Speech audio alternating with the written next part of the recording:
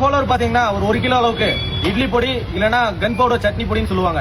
So இது வந்து பாத்தீங்கன்னா நீங்க வீட்ல இருந்து எப்படி ப்ரிப்பரேஷன் பண்றது வந்து ரேஷியோ சொல்றேன். பர்ஃபெக்ட்டா வரும். இது பாத்தீங்கன்னா இட்லி, தோசை, அப்புறம் பாத்தீங்கன்னா சப்பாத்தி இல்லனா ரைஸ் கூட காம்பினேஷன் வச்சு சாப்பிடலாம். உண்மையிலுமே அவ்வளவு அற்புதமா இருக்கும். இது வந்து இந்த வீடியோல பார்க்கலாம். கடலைப்பருப்பு பாத்தீங்கன்னா ஒரு 300 கிராம், உளுத்தம் பருப்பு பாத்தீங்கன்னா ஒரு 100 கிராம் எடுத்துக்கோங்க. பேடக மிளகா அது ஒரு 300 கிராம், குண்டூர் சில்லி பாத்தீங்கன்னா அது ஒரு 100 கிராம் எடுத்துக்கோங்க. வெள்ளை எள்ளு பாத்தீங்கன்னா ஒரு 70 கிராம் எடுத்துக்கோங்க. காஞ்ச கருவேப்பிலை பாத்தீங்கன்னா ஒரு 2 கைப்பிடி அளவுக்கு எடுத்துங்க, அதுவே போதுமானது. 2 டீஸ்பூன் அளவுக்கு பாத்தீங்கன்னா பெருங்காய பவுடர், 2 டீஸ்பூன் அளவுக்கு பாத்தீங்கன்னா ஜிஞ்சர் பவுடர் இல்லனா ஒரு மீடியம் சைஸ் சுக்கு எடுத்துக்கோங்க.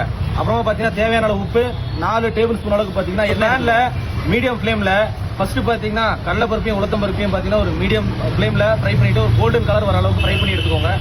செகண்ட் பாத்தீங்கன்னா அதே பேன்ல பாத்தீங்கன்னா இருக்கிற மசாலா எல்லாத்தையும் ஒரு 2 to 3 மினிட்ஸ் மீடியம் ஃபிளேம்ல நல்லா ஃப்ரை பண்ணி எடுத்துட்டு கூல் பண்ணிட்டு மிக்சர் கிரைண்டர்ல ஒரு ஃபைன் பேஸ்ட்டுக்கு அரைச்சிக்கோங்க. இதை வந்து பாத்தீங்கன்னா